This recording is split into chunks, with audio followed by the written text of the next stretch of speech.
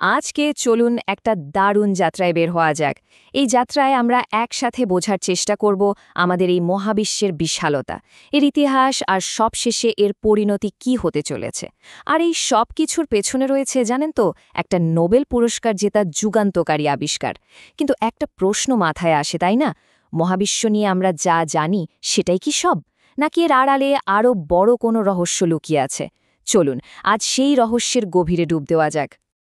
তো এত বড় একটা বিষয় বুঝতে হলে শুরুটা করতে হবে একটা খুব সহজ কিন্তু আসলে খুবই গভীর প্রশ্ন দিয়ে।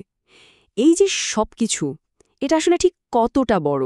মানে আমরা যখন রাতের আকাশের দিকে তাকাই, ওই যে মিটমিট করা তারাগুলো দেখি, ওগুলোর দূরত্ব বা ওই বিশাল বিশাল গ্যালাক্সির আকার, আমরা কি সত্যি সত্যি সেটা উপলব্ধি করতে পারি?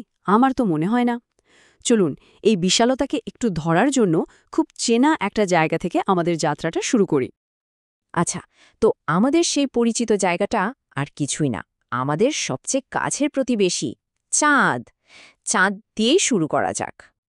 আচ্ছা, পৃথিবী থেকে চাঁদের গড় দূরত্ব কত জানেন? প্রায় ৩,৮৪,৪০০ কিলোমিটার। সংখ্যাটা শুনেই কেমন মাথা ঘুরে যায়, তাই না? অনেক বড় একটা দূরত্ব। কিন্তু মজার ব্যাপার হলো, এই বিশাল মহাবিশ্বের হিসাবে এই দূরত্বটা কিছুই না। বলতে গেলে আমাদের বাড়ির উঠোন পার হওয়ার মতো একটা ব্যাপার। কিন্তু এখানেও একটা দারুণ ব্যাপার আছে। এই যে বললাম প্রায় 4.25 লাখ কিলোমিটার, এই দূরত্বটা কিন্তু সবসময় এক থাকে না। চাঁদ তো পৃথিবীকে কেন্দ্র করে ঘুরছে, তাই না? তো ঘুরতে ঘুরতে যখন ওটা পৃথিবীর সবচেয়ে কাছে চলে আসে, তখন সেই অবস্থানটাকে আমরা বলি পেরিজি। আর যখন সবচেয়ে দূরে চলে যায় তখন বলি অ্যাপোজি। মানে আমাদের সবচেয়ে কাছের প্রতিবেশীর দূরত্ব ক্রমাগত বদলাচ্ছে। এখান থেকেই বোঝা যায় এই মহাবিশ্বে কোনো কিছুই আসলে স্থির নয়, সবকিছুই গতিশীল, সবকিছুই পরিবর্তনশীল। এখন এই যে লক্ষ লক্ষ কিলোমিটার, এই সংখ্যাগুলো নিয়ে কাজ করাটা একটু ঝামেলার, তাই না? তাই বিজ্ঞানীরা একটা নতুন মাপকাঠি বের করেছেন, আর সেটা হলো আলোর গতি। এটাকে বলা যেতে পারে আমাদের কসমিক রুলার বা মহাজাগতিক গজকাঠি। এই হিসাবে চাঁদ আমাদের থেকে মাত্র 1.3 আলোক সেকেন্ড দূরে। এর মানে কি?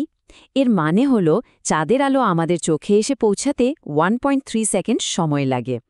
একবার ভাবুন তো ব্যাপারটা, আমরা রাতের আকাশে যে চাঁদটা দেখি ওটা কিন্তু বর্তমানের চাঁদ না, ওটা 1.3 সেকেন্ড অতীতের চাঁদ। কি অদ্ভুত, তাই না? বেশ, তাহলে এই নতুন মাপকাঠি মানে আলোর গতিকে ব্যবহার করে এবার আমাদের চেনা জগৎ থেকে একটু বেরিয়ে পড়া যাক, চাঁদের গণ্ডি পেরিয়ে আরও দূরে তারাদের দিকে। তো চাঁদ তো গেল 1.3 আলোক সেকেন্ড। এবার একটু সামনে এগোই। আমাদের সূর্য, ওটা প্রায় 8 আলোক মিনিট দূরে। মানে সূর্যের আলো পৃথিবীতে আসতে 8 মিনিটের মতো সময় লাগে। আর যদি আরও দূরে যাই, আমাদের সৌরজগতের বাইরে সবচেয়ে কাছের যে নক্ষত্র আলফা সেন্টোরি, সেটা কত দূরে জানেন? 4.3 আলোক বর্ষ। সেকেন্ড থেকে মিনিট, আর মিনিট থেকে সোজা বর্ষ। ভাবা যায় লাফটা কত বড়। প্রতিটা ধাপে দূরত্বগুলো যেন লাফিয়ে লাফিয়ে বাড়ছে, আমাদের কল্পনাকেও হার মানিয়ে দিচ্ছে। দেশ, মহাবিশ্ব যে বিশাল তা তো বোঝা গেল, কিন্তু এটা কি এভাবেই স্থির হয়ে আছে, নাকি সময়ের সাথে সাথে এর কোনো পরিবর্তন হচ্ছে? ঠিক এখানেই এডউইন হাবলের সেই যুগান্তকারী আবিষ্কারের কথা আসে, যা মহাবিশ্ব সম্পর্কে আমাদের ধারণাকেই আমূল পাল্টে দিয়েছিল। হাবলের সূত্র আমাদের এটাই বলছে যে মহাবিশ্বের স্থান নিজেই প্রসারিত হচ্ছে, আর গ্যালাক্সিগুলোকে সাথে নিয়ে দূরে সরিয়ে দিচ্ছে। ব্যাপারটা অনেকটা একটা বেলুনের উপর কিছু ডট এঁকে যদি বেলুনটা ফোলানো হয়, তাহলে ডটগুলো যেমন একে অপরের থেকে দূরে সরে যায়, ঠিক তেমন মহাবিশ্বও ঠিক সেভাবেই বড় হচ্ছে। কিন্তু একটা স্বাভাবিক প্রশ্ন তো আসেই, এই যে সবকিছু দূরে সরে যাচ্ছে, তাহলে মহাকর্ষ বা গ্র্যাভিটি কি করছে? গ্র্যাভিটির কাজ তো সবকিছুকে একসাথে টেনে রাখা, তাই না? তো সেই সময়কার বিজ্ঞানীরা এটাই আশা করেছিলেন যে এই প্রসারণটা একদিন থেমে যাবে, মহাকর্ষের টানে সবকিছু আবার কাছাকাছি আসতে শুরু করবে। এটাই তো যৌক্তিক মনে হয়, তাই না? কারণ মহাকর্ষই তো মহাবিশ্বের বস, সবচেয়ে শক্তিশালী শক্তি। তাহলে আসল প্রশ্নটা দাঁড়ায়, এই মহাজাগতিক টানাটানিতে শেষ পর্যন্ত কে জিতছে? মহাকর্ষ কি তার কাজ করতে পারছে? মহাবিশ্বের প্রসারণ কি আদৌ কমছে? আর এখানে গল্পের আসল মোড়। এমন এক চমকপ্রদ আবিষ্কার যা কসমোলজি বা মহাবিশ্ববিদ্যা নিয়ে আমাদের সব ধারণাকে পুরোপুরি ওলটপালট করে দিয়েছে। বিজ্ঞানীরা যা হবে বলে ধরে নিয়েছিলেন, দেখা গেল সত্যিটা তার ঠিক উল্টো। মহাকর্ষ কি জিতছে? উত্তরটা হলো না, ধারে কাছেও না। মহাকর্ষ জিতছে না, বরং শোচনীয়ভাবে হেরে যাচ্ছে। মহাবিশ্বের প্রসারণ তো কমছেই না, উল্টো সময়ের সাথে সাথে এর গতি আরও বাড়ছে। এটা তো ছিল এক কথায় অবিশ্বাস্য। আর এই অবিশ্বাস্য আবিষ্কারটাই করেছিলেন দুটো আলাদা আলাদা গবেষক দল 1998 সালে, সুপারনোভা কসমোলজি প্রজেক্ট আর high Z supernova search team. তারা দুজনেই একই সিদ্ধান্তে এসে পৌঁছান। আর এই যুগান্তকারী আবিষ্কারের জন্যই 2011 সালে তাদের পদার্থবিদ্যায় নোবেল দেওয়া হয়। ভাবুন, মহাবিশ্ব নিয়ে আমাদের পুরো ধারণাই উলটপালট হয়ে গেল। এখন প্রশ্ন হলো, তারা এটা জানল কিভাবে? আচ্ছা, ব্যাপারটা বেশ মজার।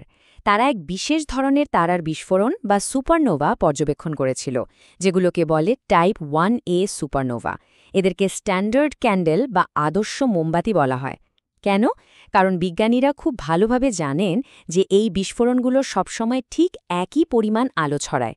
ধরুন, আপনার কাছে একটা 100 ওয়াটের বাল্ব আছে। আপনি জানেন ওটা কতটা উজ্জ্বল হবে। এখন বাল্বটা যদি দূরে নিয়ে যাওয়া হয়, ওটাকে কম উজ্জ্বল দেখাবে, তাই না? বিজ্ঞানীরাও ঠিক এটাই করলেন। তারা দেখলেন অনেক দূরের সুপারনোভাগুলোকে যতটা অনুজ্জ্বল দেখার কথা, তার চেয়েও বেশি অনুজ্জ্বল দেখাচ্ছে। এর একটাই ব্যাখ্যা হতে পারে, ওই সুপারনোভাগুলো আমাদের থেকে প্রত্যাশার চেয়েও বেশি দূরে সরে গেছে, আর তার মানে মহাবিশ্বের প্রসারণের গতি বাড়ছে। তাহলে প্রশ্নটা হলো, এই যে মহাজাগতিক ত্বরণ, এর পেছনে শক্তিটা যোগাচ্ছে কে? কোন সেই রহস্যময় শক্তি যা কিনা মহাকর্ষের মতো প্রবল শক্তিকেও হারিয়ে দিচ্ছে? এর উত্তরটাই আধুনিক পদার্থবিজ্ঞানের সবচেয়ে বড় ধাঁধা। তো এই যে একটা অদৃশ্য শক্তি মহাকর্ষকে হারিয়ে দিচ্ছে, এটার নাম কি? বিজ্ঞানীরা এর নাম দিয়েছেন ডার্ক এনার্জি। এটা এমন এক রহস্যময় শক্তি যা সব কিছুকে দূরে ঠেলে দিচ্ছে। মহাকর্ষ যেখানে কাছে টানে, ডার্ক এনার্জি সেখানে দূরে ঠেলে দেয়। এটাকেই বলা হচ্ছে মহাবিশ্বের এই ত্বরণের পেছনের সেই ডার্ক ইঞ্জিন। আর সবচেয়ে অবাক করা বিষয়টা কি জানেন? এই যে আমরা চারপাশে যা কিছু দেখি, আমাদের পৃথিবী, সূর্য, কোটি কোটি তারা, গ্যালাক্সি, এই সব কিছু মিলে পুরো মহাবিশ্বের মাত্র 4.9%, মানে 5%-এরও কম। বাকি 95%ই হল এই ডার্ক এনার্জি আর ডার্ক ম্যাটার নামের রহস্যময় অদৃশ্য জিনিস। ভাবা যায়, আমরা মহাবিশ্বের প্রায় কিছুই দেখি না, কিছুই জানি না। তাহলে এই যে মহাবিশ্বের প্রসারণের গতি বেড়েই চলেছে, এটা আমাদের ভবিষ্যতের জন্য কী বার্তা বয়ে আনছে? আমাদের এই মহাবিশ্বের শেষ পরিণতিটা ঠিক কী হতে চলেছে? এখানে মূল ব্যাপারটা হল, মহাবিশ্ব যত বড় হচ্ছে, সাধারণ পদার্থ তত ছড়িয়ে ছিটিয়ে যাচ্ছে, মানে এর ঘনত্ব কমে যাচ্ছে। কিন্তু ডার্ক এনার্জির ঘনত্ব প্রায় একই থাকছে। এর মানে হল, সময় যত গড়াবে, ডার্ক এনার্জি তত বেশি শক্তিশালী আর প্রভাবশালী হয়ে উঠবে, আর প্রসারণের গতিও বাড়তেই থাকবে। এই আবিষ্কারের আগে বিজ্ঞানীদের ধারণা ছিল মহাবিশ্বের শেষটা হবে বিগ ক্রাঞ্চের মাধ্যমে, মানে মহাকর্ষের টানে একদিন সবকিছু আবার এক জায়গায় ফিরে এসে সংকুচিত হয়ে যাবে।